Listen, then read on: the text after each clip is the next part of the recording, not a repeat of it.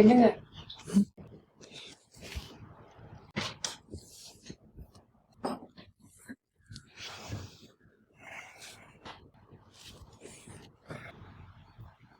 என்னாச்சு? ஏன் ஒரு மாதிரி இருக்கீங்க? அப்படிலாம் ஒன்றும் இல்லையே. எனக்கு தெரியும். காலையில நடந்து நினைச்சு தானே யோசிச்சுட்டு இருக்கீங்க. நான் நார்மலாக தான் இருக்கேன். சும்மா மனசு போட்டு குழப்பிட்டு இருக்காம நிம்மதியா படுங்க.